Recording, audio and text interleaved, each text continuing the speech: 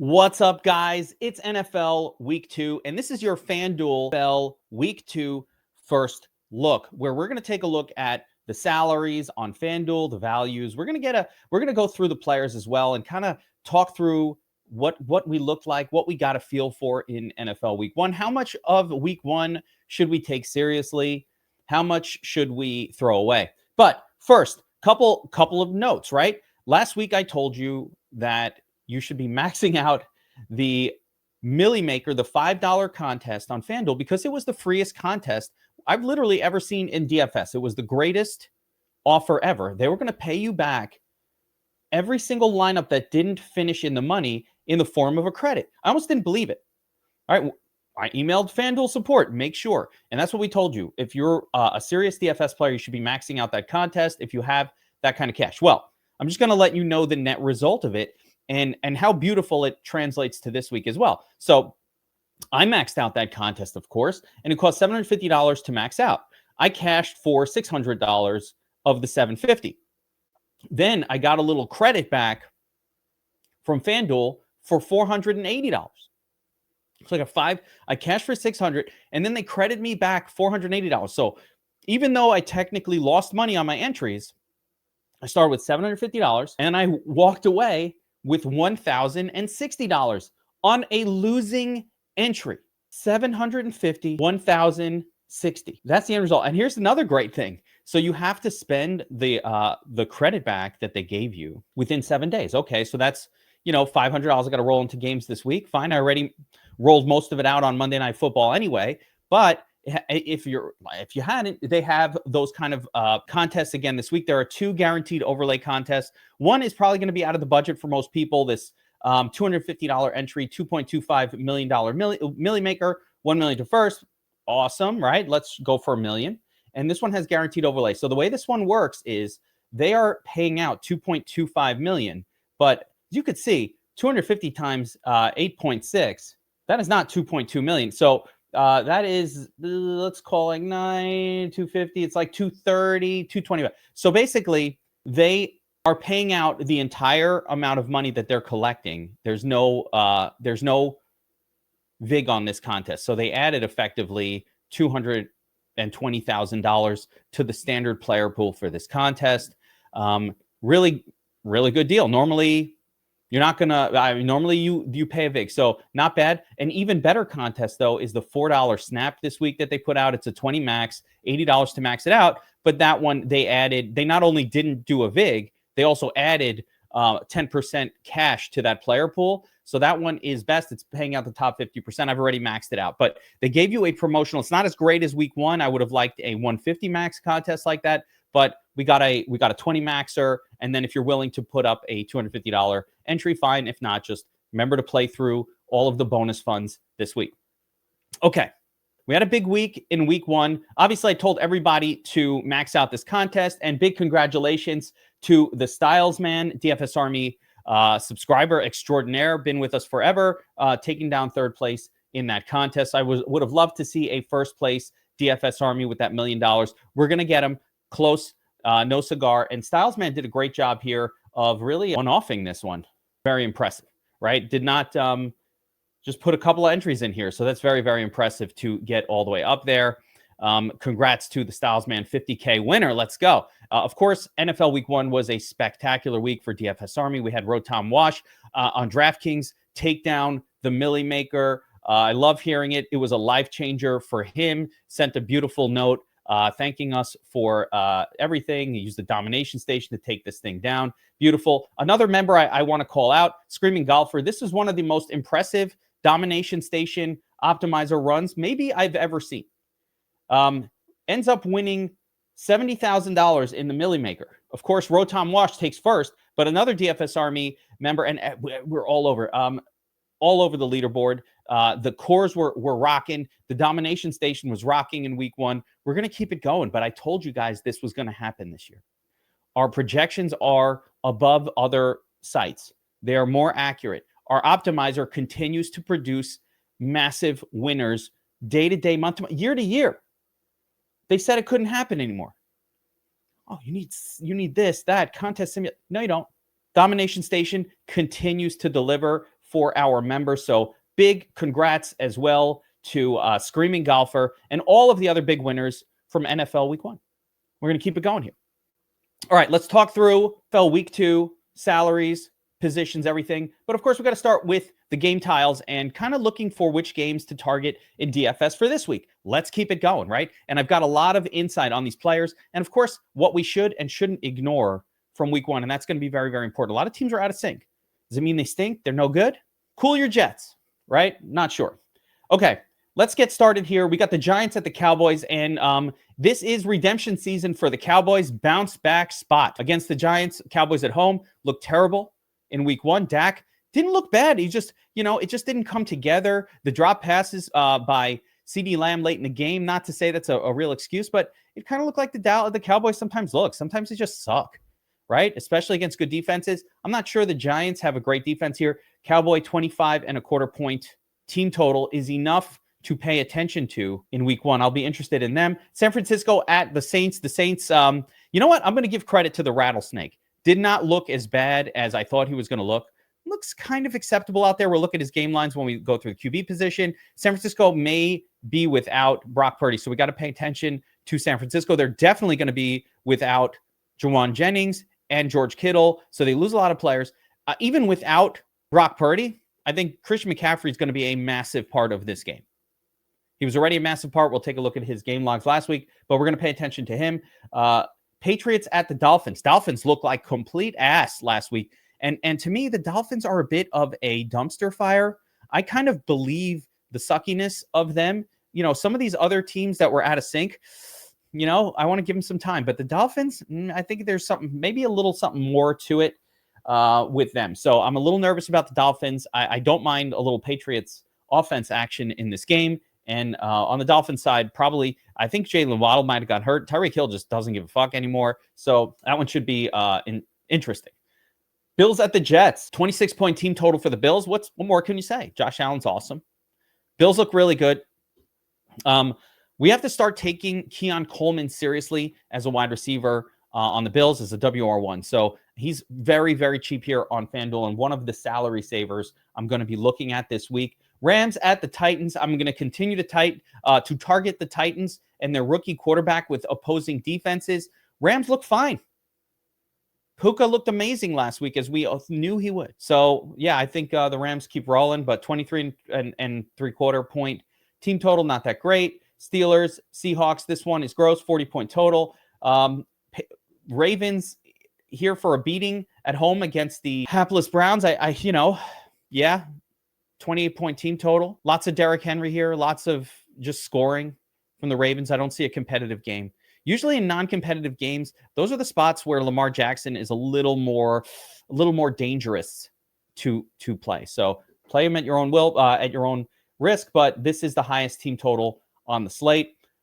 Bears at the Lions. You know what? This game pops a little bit for me. Lions coming off of a rough initial outing. Is it the loss of Ben Johnson? Do they suck now? No, they're going to be just fine. Guys, cool your jets. They're going to be just fine. They're still a great offensive team. They were in a tough spot, tough defensive spot against a tough defensive rival.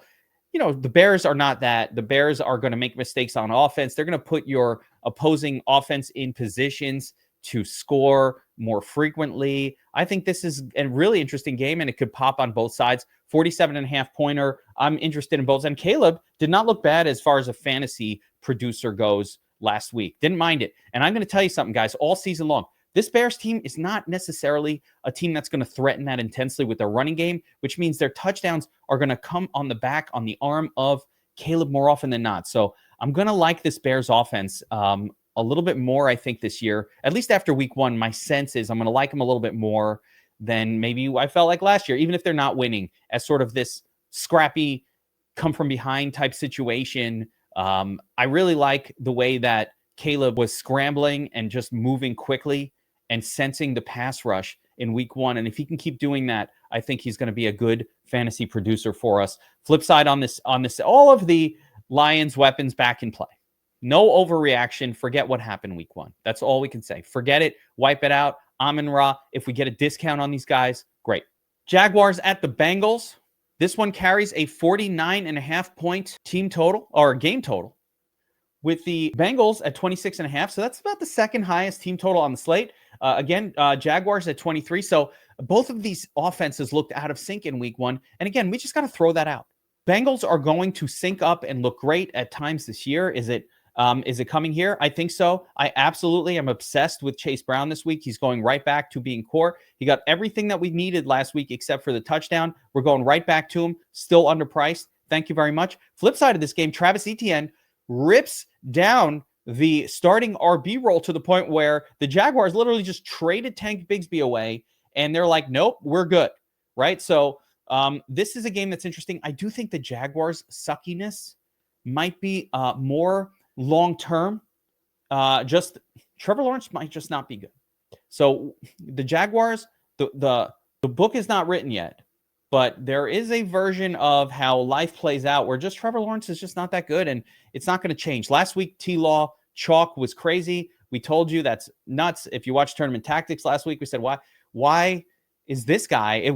This guy's a cute play. Guys, a play is a cute play if like you're on somebody unusual and no one else is on it. The minute it becomes the chalk, like a Trevor Lawrence chalk, that's not chalk we want. So people ask me a lot of times, what's bad chalk? What is chalk? Chalk is high ownership on a player. If the whole field is going to play Trevor Lawrence ever, we're not going to be doing that. And that's why a lot of the DFS Army members won so many tournaments in week one. We knew to avoid that bad chalk. If you watch Tournament Tactics, you knew as well. And we'll see what happens this week. But the Bengals side, I'm totally fine with Burrow. I'm not worried about him at all. Broncos at the Colts. Wow, Daniel Jones looked great. He was my actual highest owned quarterback in NFL week one. And he looked really good out there. He's got the reclamation project of 2025 is Danny Dimes. Slightly less bad team than the Giants. The Giants just stink. And that's really, you put him on the Colts. Colts a little more real team, and he does fine. That being said, this is a very tough matchup against the Broncos.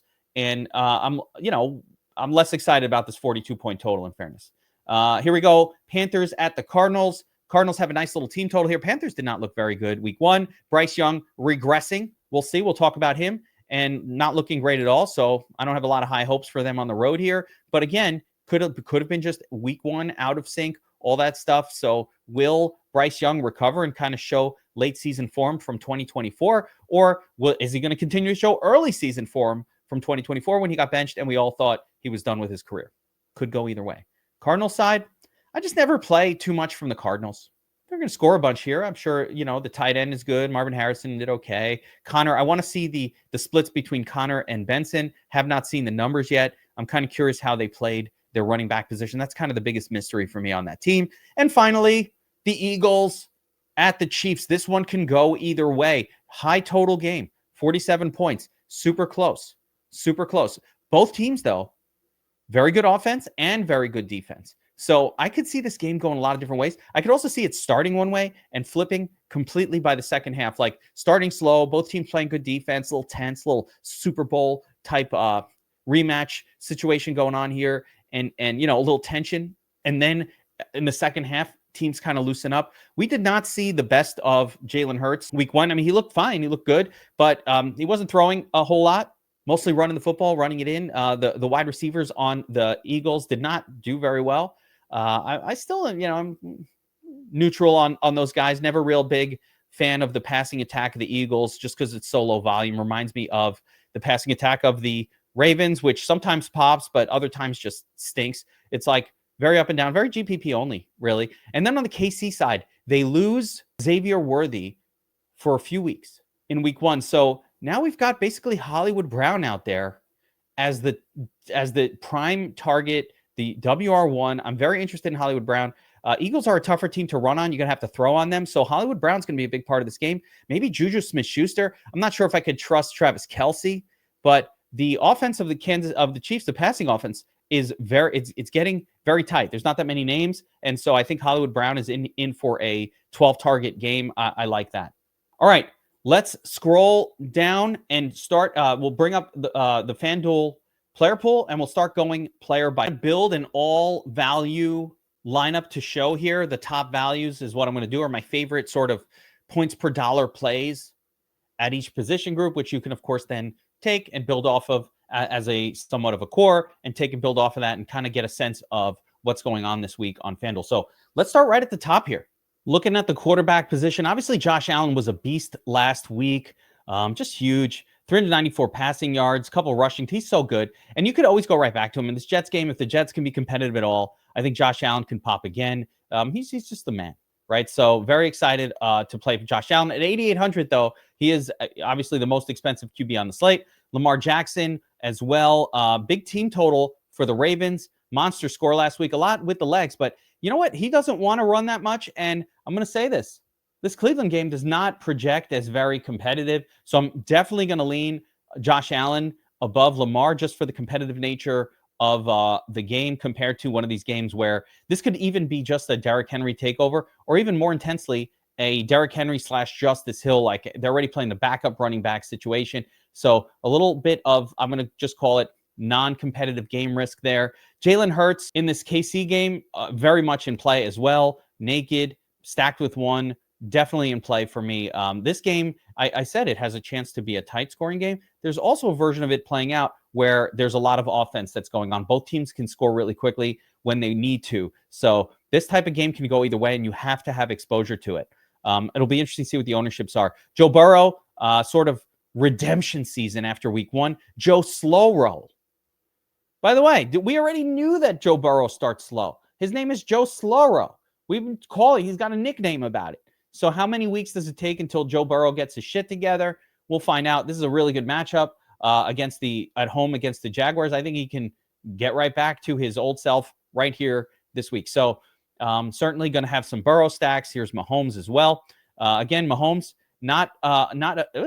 they ran for a touchdown in week 1, 57 yards. Competitive game. That's what he needs. He can do it again. This could be another one. So Mahomes starting off pretty strong, I'm going to say, to the year with his fantasy production. Last season, it was a just mess. And I think actually Mahomes probably in line for another good game here. Again, Kansas, the Eagles are tough to run on. And I didn't see where Kansas City's running game was that in sync. And when they're not in sync and they have to score, Mahomes is going to throw for touchdowns. That being said, again, a lot of their weapons are gone. So Mahomes definitely a stack with Mahomes and Hollywood Brown, I think is a great starting stack this week. They did jack up the price for Hollywood Brown here on FanDuel, unfortunately, but hey, can't have it all. Kyler Murray, let's see what he did week 1. Yeah, 18 points, kind of standard Kyler Murray stuff. Couple of runs, a couple passing touchdowns, not a ton of passing yards, sort of an easy game. And, more often than not, that's what you get from Kyler Murray. He's definitely not a quarterback that I play frequently in DFS. Justin Fields had a monster performance for the Jets.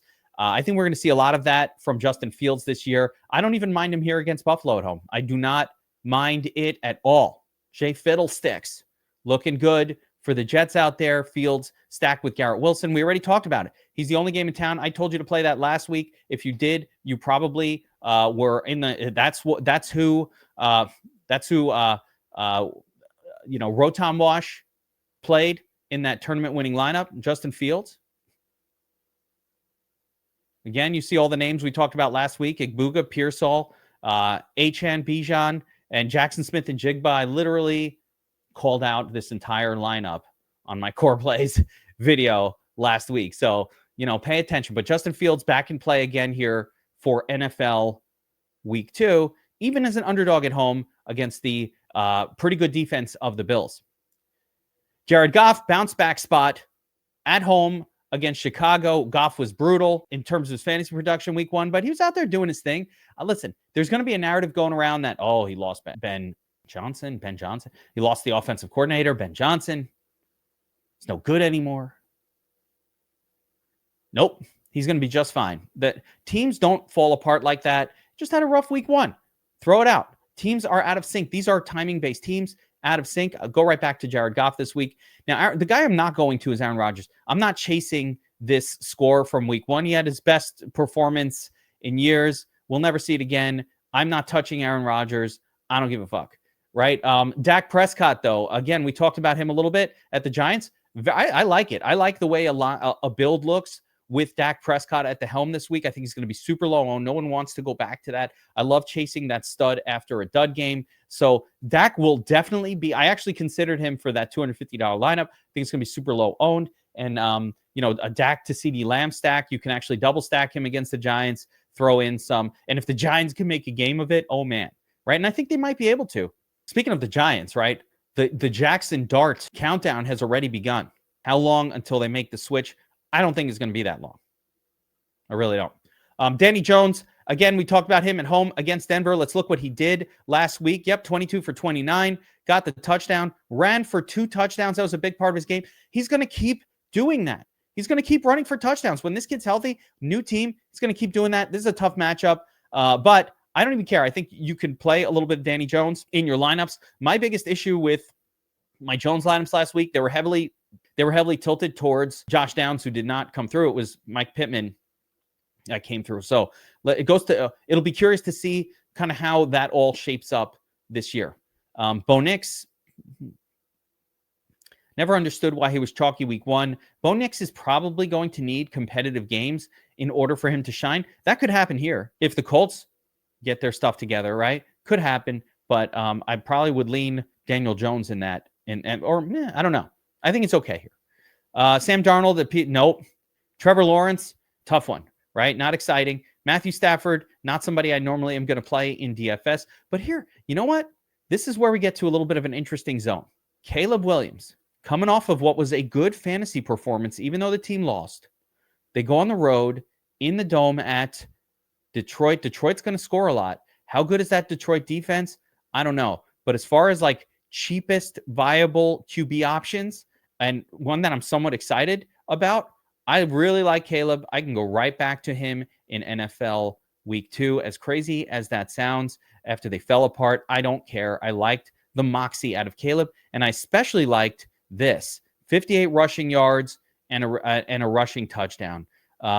Give me more of that. Give me more of that. Brock Purdy, Q tag, not sure he's going to play, but did fine for us. We played a lot of Brock Purdy. He did okay. But the next quarterback that I have some interest in down here at a reasonable price, and there's a third one, is Drake May. Again, nothing super exciting, kind of doing what we thought, but a much, much easier matchup this week for Drake May against sort of a falling apart New England Patriots team, Miami Dolphins team that kind of looks like a mess. So I don't mind it. 6,800. Again, May is no one I want to put a lot of confidence in, but I don't mind it. I mind it for tournaments. I think we're going to see that big running performance out of Drake May at some point. The final quarterback that I have some interest in here, I mean, we could talk through like Tua was terrible. Could he bounce back here? Sure. But I'm not betting on this horse anytime soon, right? I'm just not going to bet on that. Joe Flacco at Baltimore, that's a no for me, dog. And then we got Bryce Young here at Arizona, super GPP only. He looked not good last week as well, 154 yards. He did run for a little bit, which was okay, and he could definitely bounce back. So this is a situation where he could bounce back, and again, Arizona defense not that great. So if you want to get crazy, a little silly for the Millie action, I don't mind it. And then the other silly for the Millie guy is like the rattlesnake. You know, for as bad as this guy is, he ran a little bit. He, he threw a ton of passes. He ran for some yardage, didn't get any touchdowns, still got you an okay score at 6,500. San Francisco a little beaten up. I'm not saying I'm excited about it, but like if you wanted to go really crazy for the Millie, rattlesnake, I guess, right? But the guy who I like down here the most for in terms of the points per dollar value is definitely Caleb Williams on the road at Detroit. All right, moving on to the running back position for NFL. Starting at the very top, of course, Saquon Barkley. Big week last week, 16. He did a little bit in the passing game, which was unusual, I'm going to say. 5 targets, 4 receptions, a little more than he normally gets. Got the touchdown, but actually I'm not going to say it was a big week, but it wasn't bad, especially compared to everybody else. I don't love this matchup for Saquon, but it's just going to be a high-scoring game. He's always going to be playable. And then, of course, Derrick Henry in a smash spot. He absolutely smashed last week. He is a Fanduel crusher, 169 yards, touchdown. He got a reception. Who cares? But, of course, Baltimore's a massive favorite here. And these are the kind of games where Derrick Henry tends to put 1 or 2 in the end zone. So, for $9K on FanDuel, acceptable price. Next, we've got, of course, Christian McCaffrey. And take a look at the workload here. This is the thing that was the most impressive. 10 targets, 9 receptions, 73 yards. You got all the carries. We were worried about him, worried about the health. The team basically let us know here with all this usage that he's going to be just fine. Let's see what Brian Robinson Jr.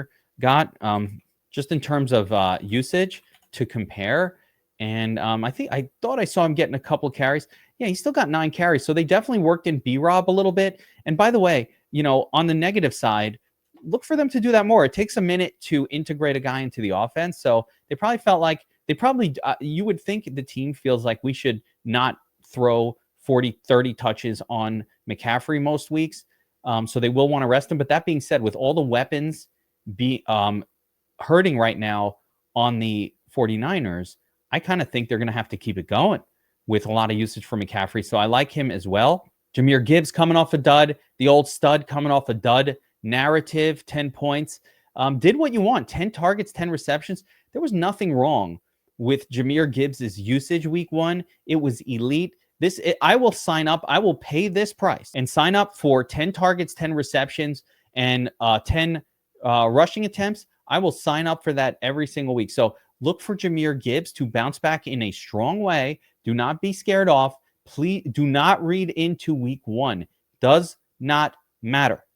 The whole team was off. The usage is what we're looking at. And the usage is spectacular. Again, this is a wide receiver number, 10 out of 10. The fact that it didn't work out is irrelevant. Don't worry about that.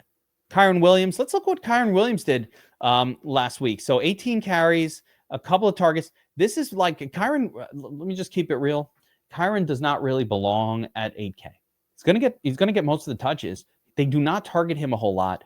It's a myth that he gets a lot of targets. The last time that Kyren Williams was heavily targeted was last year when both Cooper Kupp and Puka Nacua were hurt and they had no one else to throw to. When Matthew Stafford has his wide receivers, especially Puka and Devontae Adams, what do they both have in common? They're always open because they're awesome at being wide receivers. He rarely checks down to the running back. So Kyren just does not get enough check down work to make me happy at 8K. Sure, he can get those touchdowns. He can. I'm gonna fade him.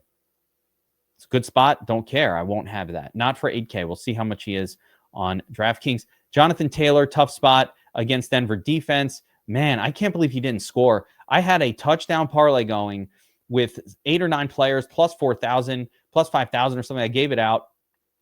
Taylor was the one that blew it up.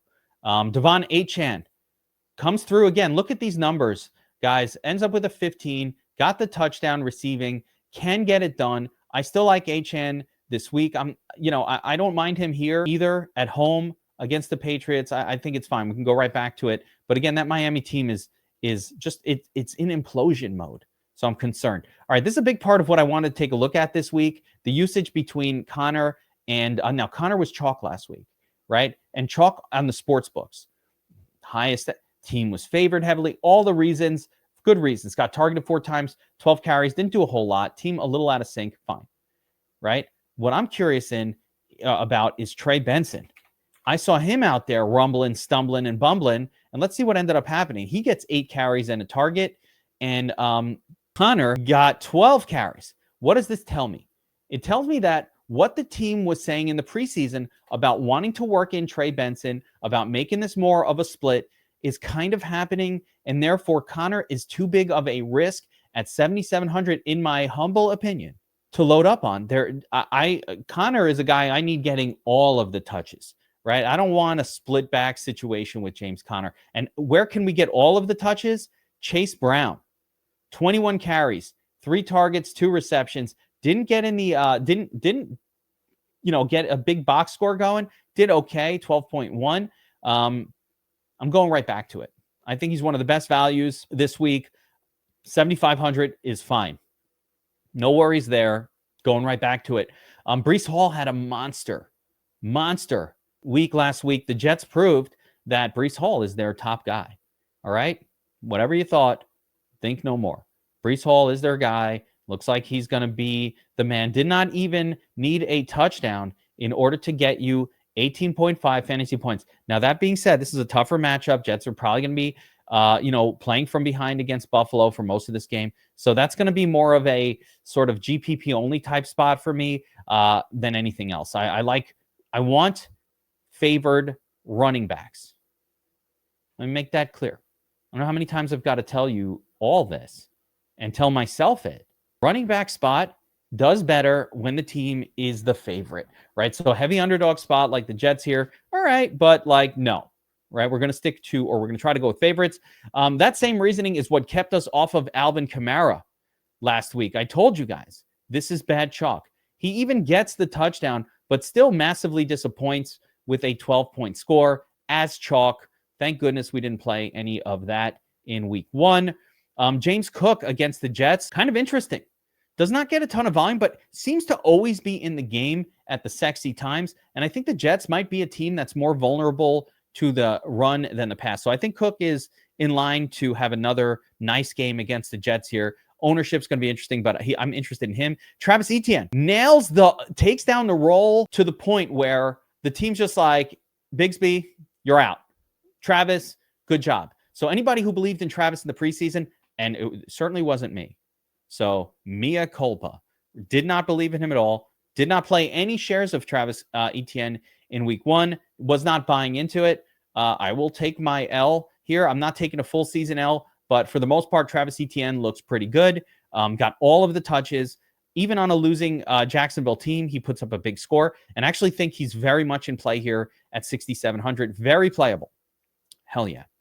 Some other playable space. He's not the only one. We got more. I almost want to plug him in here, but I want to stick with favorites at running back, so I'm not going to do it. Chuba Hubbard, not in love with the volume, 16 carries, 3 receptions, so actually 19 total touches. Not the worst, considering how bad Carolina was, actually not the worst. But let's take a look and see what Dowdle did. It's more important to me, like the most important thing I'm looking for is the usage numbers. Did he own the role, right? And if he did, yeah. So look, Dowdle comes in only 3 carries, 3 targets, 2 receptions. This is the first I'm looking at it. I have not, it's the first look. This is the FanDuel first look, guys, in real time. So I'm going to say that Chuba maintained the massive lead roll back roll, and at 6,400 is an acceptable play in week 1 and week 2 here. That's an acceptable price point. I like the price point. Another one, Javonte. People put some respect on Javante's name. Still, no one will put respect on his name. Why? Now, we gave you Javonte in week 1 in the showdown breakdown. He ended up winning DFS Army members, take down the tournament. We had a guy take down that tournament. Javonte at captain. He looked really good. If you watched my streams all offseason, this was my most drafted player. He was going in round 10, inexplicably, in fantasy football and best ball drafts. So, Javonte, 6,300 against the Giants? Sure. Yeah. Heavy favored against the Giants? What? Excuse me? It's almost insulting. DeAndre Swift, Monday Night Football, got the carries, looked fine, some targets, did it all. Is he going to be scoring a lot of touchdowns this year? We're going to have to see, but I think DeAndre Swift will give us some big games when the running game is working for Chicago. So absolutely remains in play. Kenny Walker, on the other hand, 10 carries, 20 rushing yards, 3 targets, looked gross in week 1, but scarier to me was the fact that, let's take a look at what Sharbs did, right? And this is what I warned you about on, this was the warning that you got. This is why we never drafted a single share of Kenny Walker in the preseason. If you followed my best ball, we didn't touch him. Why? Because we said Charbonnet is not worse than him and is the backup, meaning Charbonnet and Kenny Walker, I'm not going to say he's better. I'm going to say these guys are about the same, and the team realizes it, and they're giving Sharbs half of the opportunities, which ruins them both. Nope.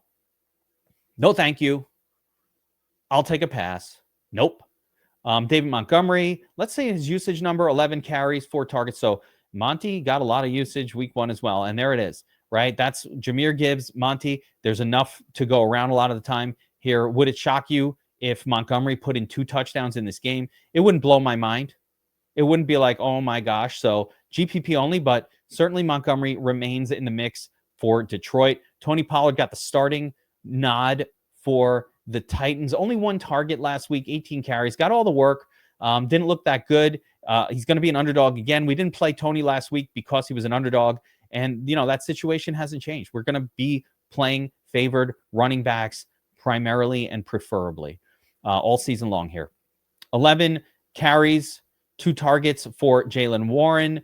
You got the starting running back. Let me just look at Gainwell here. Caleb, if you put faith in Caleb Johnson in any sort of season-long fantasy football league, you can simply drop him. It was Kenny Gainwell who got the secondary carries for the Steelers. I don't really love the situation that much, but Jaylen Warren will be the running back to own on the Steelers.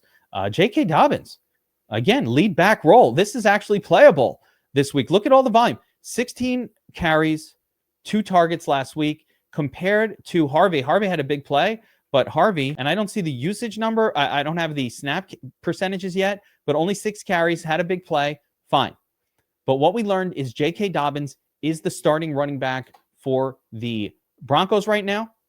Broncos are favored on the road against a team that can't stop the run. J.K. Dobbins is 5,800, sub 6. These bargains will not last all year. So I will be taking them on when I can. J.K., very much playable here. But wait, there's more value. We're identifying value. Last week, the value is what allowed you to smash. Every week, that's how DFS works. Tyrone Tracy, lead back role.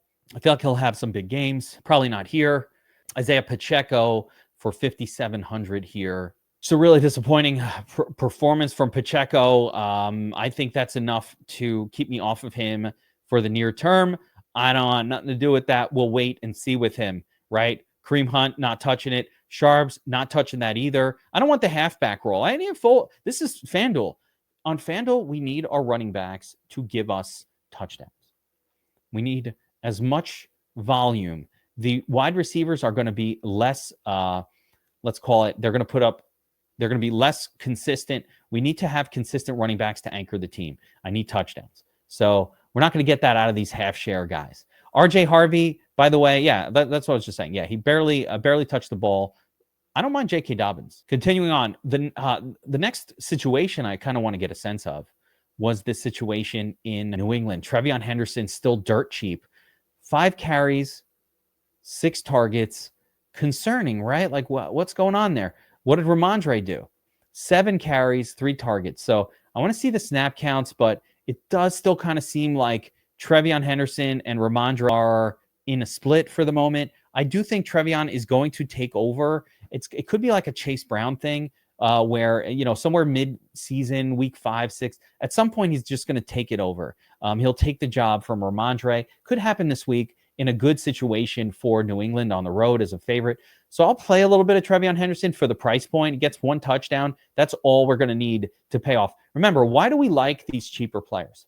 The whole point of FanDuel and DFS is points per dollar versus salary. We have a salary cap. And so when you get a cheaper player like this, Trevion Henderson only needs to get me a 15 to sort of give me the equivalent of what Chase Brown would need to do at about 25 or 26 for 7,500. So Chase Brown needs to score 50% more points because he costs 50% more. So a 30 from Chase Brown is like a 20 from Trevion Henderson.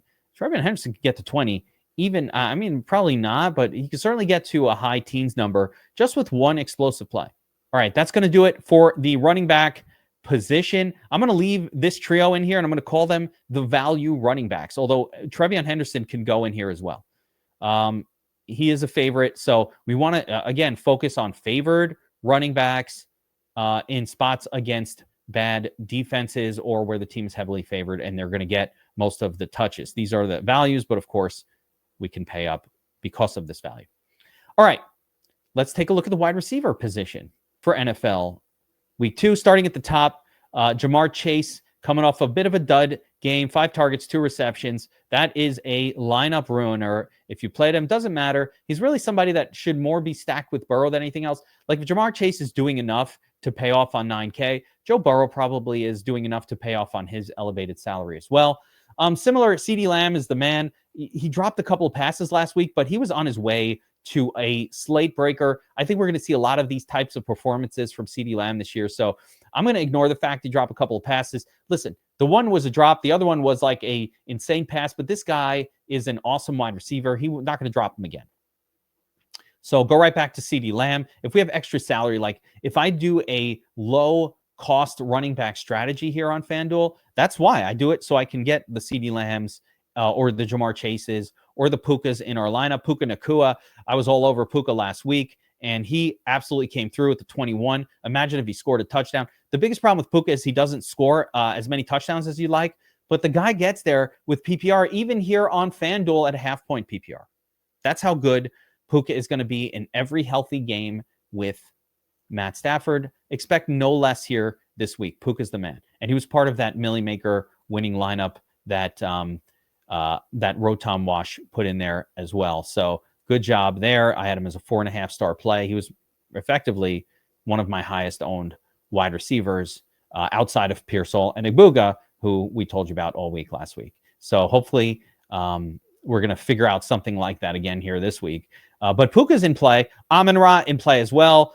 Coming off of a dud game as well. 6 targets, 4 receptions, only 6.5 points. Gross. Doesn't matter. Does not matter. Amon-Ra, still an awesome player. At home, still great. No worries there. Now, Malik Neighbors, if I build a Dallas Dak-based lineup, I might do a bring back with Malik here. Malik coming off of a mediocre fantasy producing performance, but the targets were there. And, you know, the team was a little bit off. Okay, fine. The targets were there. Everything, all the recipe was there for a big game. So Malik Neighbors, nothing has changed about Malik.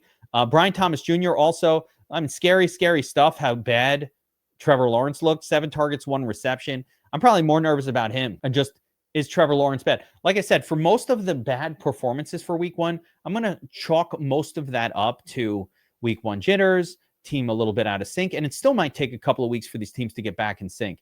That's part of the issue with how training camp is now, where they're not allowed to practice as intensely as back in the day. So teams start off a little bit out of sync sometimes. But I also kind of think that maybe Trevor Lawrence sucks. Like I said, that's in the realm of I'm not making a final statement on it. I'm just thinking he might just suck because I've never really seen Trevor Lawrence be good.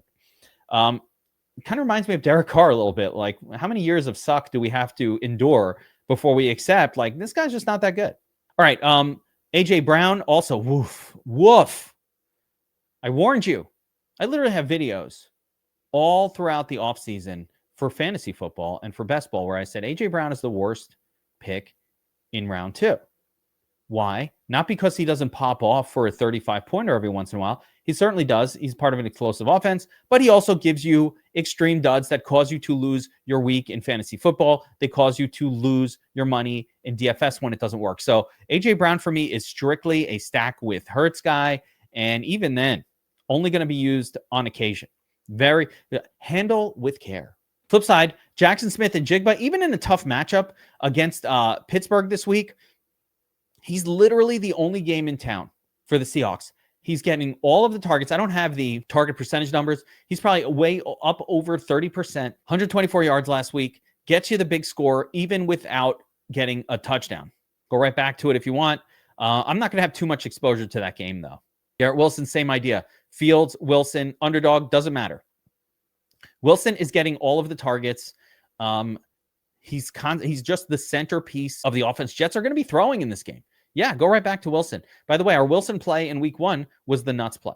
Fields to Wilson. He was on my sheet. The nuts play. Tyreek. Oh, man. Tyreek. Oh, I don't know what to do.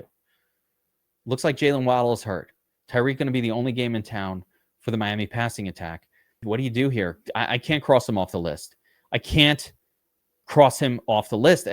He's going to be popping like crazy in the model. This price, he's looked terrible for so long, but I'm just not going to cross him off the list. T. Higgins, a stack with Burrow piece. Cortland Sutton, spectacular. Just picked up where he left off. 9 targets, 6 receptions, gets the touchdown. He's such a focal point of that passing offense. It's not going to change. That'll happen again this week. So totally fine play. Devontae Adams also, a lot of targets. Didn't quite do anything with it. Going to take a minute to sync up with Matthew Stafford. That's fine.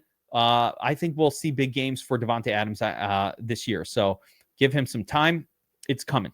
Pittsburgh and Seattle, DK Metcalf. Talk about a guy who's getting a lot of the targets here. DK Metcalf, kind of the only game in town in the passing attack for the Steelers. Again, not a game I'm targeting, but even in this game, I think Metcalf is kind of an acceptable play. Marvin Harrison Jr., another one, coming off of a pretty good performance here, but the target numbers weren't like crazy good. 4 targets. He just gets the touchdown, puts up a decent score. I think we're going to see those kind of scores from Marvin Harrison. He doesn't excite me that much. Very playable here, though. DJ Moore, same idea. A lot of the target, he did okay. 7.1. Would have liked to see more volume, but here's the thing. He had some rushing yardage. Like they use him as a rusher, a running back too. I don't actually really didn't like that for him. But the biggest concern I saw with DJ Moore is just that the Bears are spreading the football around a little bit more. You're seeing Olamide, Zacchaeus, and Rome Odunze probably got the same number of targets as DJ Moore. So I'm not sure that he actually deserves the WR1 treatment as far as the salary goes here. I don't like this price point all that much. I've got Caleb in this sort of lineup and, as a value play, but I don't think it needs to be stacked with DJ Moore. One guy who I am very excited about, though, is Hollywood Brown. With all of the other wide receivers hurt for the Chiefs, Hollywood, 16 targets, 10 receptions, 99 yards. Hollywood's the man. I have so much exposure to Hollywood. It's crazy. And I did the Hollywood exposure in best ball and on my dynasty teams primarily because I knew Rashee Rice was going to be out. We didn't know how long. And he was just so cheap and free that I was like, man, guys just, because he was injured last year, assume he sucks. Before Hollywood Brown was hurt all the time, and he can get hurt at any time. Don't get me wrong. But before that was happening, Hollywood Brown was the man. So he was the man with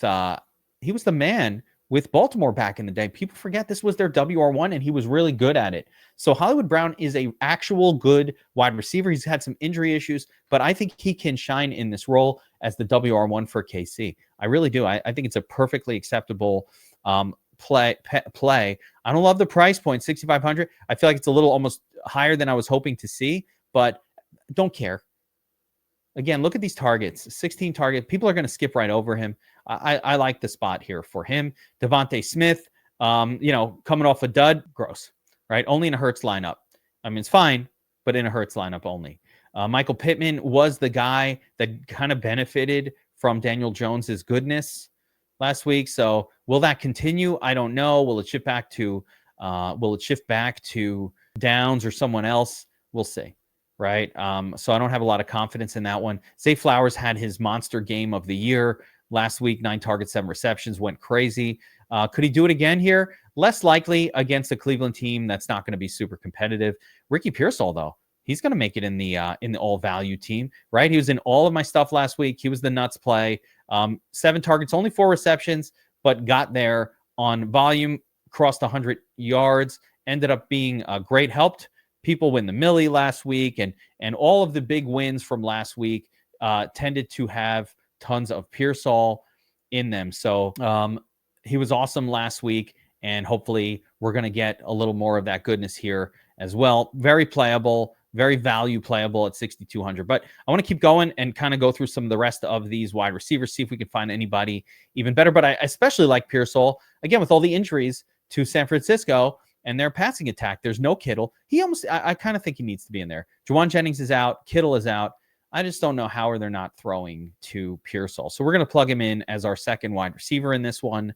Stephon Diggs for New England. I don't mind him paired up with, he looked good. He looked fine out there. I don't mind him paired up with Drake May at all. Jamo Williams, always going to be a low volume guy. Jerry Jeudy, not the best matchup for him. George Pickens, if I'm got a Dak lineup, go right back to it. Did he have a good game? No. But this is another week, another matchup, another, chance to shine. Travis Hunter did okay last week, got 8 targets. I mean, I'm not mad at this 8 targets, 6 receptions. I'm mad at the end result, but I'm not mad at his targeting. And so Travis Hunter should be fine if Trevor Lawrence is fine. I might just reserve it for Trevor Lawrence lineups. Like basically, if Trevor Lawrence is shit, then the whole thing's going to go to shit. Rome Odunze, loved what I had to see out of him. Looks to be a red zone target for Chicago. I don't mind it. If I'm building a tournament Caleb Williams lineup, I certainly do not mind. And maybe I very much like plugging Rome Odunze in there instead of maybe a DJ Moore, who you have to pay a little bit more for. But again, DJ Moore's fine in these kind of stacks, but I might prefer this. Rome being a little bit bigger, but it doesn't matter. Let's keep going. Some of these guys were chalk last week, but Cooper Kupp, only 3 targets. Gross. Is he washed? Maybe. Tet McMillan, chalk for week 1. Got a bunch of targets. Nothing wrong with what happened here other than that Carolina just not that good in week 1. So Tet McMillan can bounce back here in week 2. Do not ignore him. Calvin Ridley, also prime guy for his team. They didn't complete a lot of passes. It was a very tough matchup. 8 targets, 4 receptions. What happens this week? I still think he's the lead wide receiver for his team, and he's going to have big games. Rashad Bateman, there's just more weapons on that team right now, and it's not a good scene for him. Cedric Tillman popped off. We had a lot of exposure to Tillman. It worked out. Again, I'm not going to touch it this week with Cleveland in a tough spot at Baltimore. Jalen Waddle gets hurt in that game. We'll find out what his status is. And my favorite paydown option on the entire slate. There's still viable play. Normally, you've stopped looking on FanDuel by now. You've stopped looking. They messed up. People are not realizing this yet, so we have a cheat code for now. And what the cheat code is that Keon Coleman is the actual WR1 for the Bills. And for as much as that team can have a WR1, this is that guy. We loved him in the offseason. It all came true in week 1. We're going to go right back to Keon. Absolute top value on FanDuel in NFL week 2. The top value. Not going to find better than that. Continuing on, some spots here like Mims Jr. would be interesting. And that's pretty much as far as I think we need to go at wide receiver. Let's jump over to team defense. We'll find what I'll call the cheapest viable defense for NFL week 2.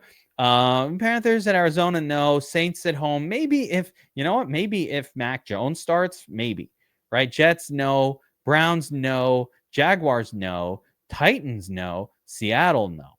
Maybe, but probably not, right? Watch Aaron Rodgers revert to being terrible, but no. Giants, no. Cowboys, yes. The Giants look like shit. Russell Wilson looked like shit. That shittiness can continue. Dallas at home. I've seen this Dallas Cowboys defense again. No, they've lost their best player, so to speak, but even still, we've seen Dallas over the years put up some really big numbers on defense, just real big numbers, like 20 plus type scores. And the Giants are just not that good right now. So I don't mind that as the cheapest viable defense here. If I scroll up, I think Miami maybe, but probably not. Not Kansas City. Maybe a little Detroit defense against Chicago, against that, even against Caleb. Like, he's going to turn it over. Keep going. I don't mind it. I could even play Detroit directly against Caleb, and I would not have that big of a problem with it. Cardinals at home against the Panthers. Yes, right? They're going to be in play for us this week. So that's a yes. Arizona. So a lot of viable low-cost defenses right down there. Let's see where else we can go with it. Bengals at home. Yes. Trevor Lawrence sucks. Bills against the Jets. Sure. Why not? Patriots at Miami. Sure. Miami's imploding a little bit, though. Not excited to pay up for it. Rams against the rookie. Again, not excited to pay up, but acceptable. Steelers at home. Always playable. Colts at Indianapolis, taking on Danny Jones. Sure. Right. And then San Francisco, acceptable. And Baltimore at 5K. A smash potential spot against Joe Flacco. But we plugged in Cowboys defense here. And to close out this sort of value-based lineup, I'm going to start let's start at the top here and just go through these tight ends here. But Trey McBride at 7K, sure, great. Right? McBride always going to be in play. 9 targets, 6 receptions, did fine last week. Travis Kelce, on the other hand, even for a team, a Kansas City team that lacks pass catchers at this point, just was only targeted 4 times, got the touchdown, but I don't know. Arrows pointing down. Do I hate it? No. But do I love it? Also no. Laporta, acceptable play. Goddard, acceptable. Mark Andrews, kind of acceptable as well. You just never know where the touchdown's coming from. David Njoku, though, was chalk last week, and it was bad chalk. I kind of had a feeling this might happen. Harold Fannin Jr. ends up getting more targets, doing better. So they have a split situation in Cleveland at tight end that I don't want anything to do with. Tyler Warren, this is exciting. 9 targets, 7 receptions, was the top dog for this passing attack. I don't even mind Tyler Warren here. When a defense is good, they usually dump off extra to the tight end. Another player that did unusually well last week at tight end, Jonnu Smith, 6 targets, 5 receptions, gets the touchdown. We said this would happen. Arthur Smith loves Jonnu Smith. He's like his adopted son. Wherever he goes, he brings Jonnu with him, and Jonnu does well. Dalton Kincaid, a little usage. It was good to see. We'll see how that goes. And then, of course, Jake Ferguson is kind of popping for me a little bit here. If I build a lineup around Dak, I think it's like a Dak, Lamb, Jake kind of thing. So I think that's fine as a pay down option at 5,200. But I'm going to go a little bit further down here and say NFL Week 1 was correct. It was real. And we saw that Juwan Johnson from the Rattlesnake targeted 12 times, 8 receptions. Juwan Johnson with no Taysom Hill there. He's getting the full role kind of tight end. So at 5K, I don't mind doing that. Underdog, but at home, YOLO, right? Some other names that are playable here in the low cost range. Fannin, if you want, is okay, I guess. Chiga Conquo, let's see what he did last week. Probably okay. No, nothing great there. Hunter Henry, I know he's going to pop every once in a while. Yeah, Hunter Henry's kind of my almost like a cheat. Like he'll win you a tournament this year. Gesicki, a lot of people played Gesicki last week. 3 targets, 1 reception. Be careful with him. Mason Taylor for the Jets, only 1 target. That's sketchy. So Jatavion Sanders was a popular play last week, only 3 targets. Brenton Strange, though. Brenton Strange. Here we go. 4 targets, did acceptable even in a bad game. So I don't mind Brenton Strange there. Juwan Johnson, if we're looking for our cheapest viable tight end. I don't know, Jalen Warren, acceptable. Some of these guys are acceptable plays, right? I might just punt tight end. But here we have it, guys. Your value lineup on FanDuel for NFL Week 1. We got Caleb Williams at quarterback, Chase Brown, Javonte, J.K. Dobbins. We've got 7K left over. So to be clear, as we turn this into a real lineup, we're going to upgrade these running back spots. We're going to look for upgrades around the lineup, but this is kind of the starting point, and now we can spend our money. But Chase Brown, RB1 for Cincinnati, got all the touches. Javonte Williams, favored running back in a smash spot against the Giants. Hollywood Brown, 16 targets last week. Ricky Pearsall, the only healthy wide receiver for San Francisco. Keon Coleman, the sneaky WR1 for Buffalo that no one seems to know about. Juwan Johnson coming off of 9 targets, 5K, min salary. J.K. Dobbins, starting running back, favored on the road. And, of course, Dallas defense at home against Russell Wilson and the hapless Giants offense. Guys, that'll do it for your FanDuel NFL Week 2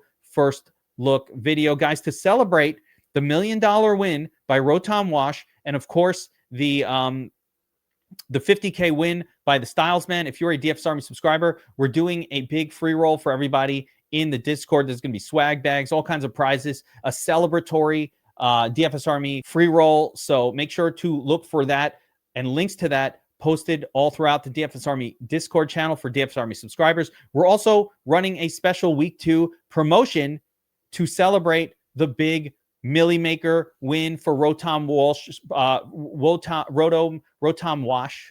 which I found out is a Pokemon name of some sort. But in celebration of Rotom Wash's big win, we are doing a promotion for Week 2. If you want to check out DFS Army, you've been thinking about it. You're like, hey, I didn't join. I don't need no help. But man, I saw all your guys winning all the tournaments in Week 1, and I listened to your videos and all the cores really hit or whatever. Or you want to have access to the Domination Station Optimizer, which is producing winners daily, weekly, monthly, and just consistently, especially with what we learned in our offseason back testing. And again, the results massively showing in Week 1. Promo code Millie. Look at this. 149 out of 150 lineups in the money. Straight Domination Station domination right there. Promo code Millie gets you 20% off. MILLY. Any of the subscriptions, the monthlies, the weeklies, whatever one. We put it on all the DFS Army subscriptions for this week. New users can get 20% off, and it will lock in. So do DFS Army VIP, covers all sports, 20% off of $89.99, puts you at about $70 a month for DFS Army VIP, or you could do the NFL only at $59.99. You get 20% off of that as well. But we want you to check out DFS Army and join the winning crew. We've been sweating out Millie Maker wins Week 1. Look at all these wins. You want to talk about proving that tools work, that you built something that does what it's supposed to do. All you need to look at the screenshot. Where else are you going to see 149 out of 150 lineups in the Millie Maker winner? Rotom Wash, same idea, taking down $1 million prize, and it's not an accident. Again, when you look at the leaderboard of the DraftKings Millie Maker, it's all DFS Army avatars everywhere. We had 4 or 5 different members in the top 100, including one member right here who Screaming Golfer, who had I think 8 or 9 lineups in the top 100 right off of the domination station optimizer. Nobody else can touch us. Our lineup optimization tools are superior. Our projections are superior, and our price point is better than anybody in the industry. So come check us out. Guys, I'll see you next time. Good luck this week. Helmets up, everybody.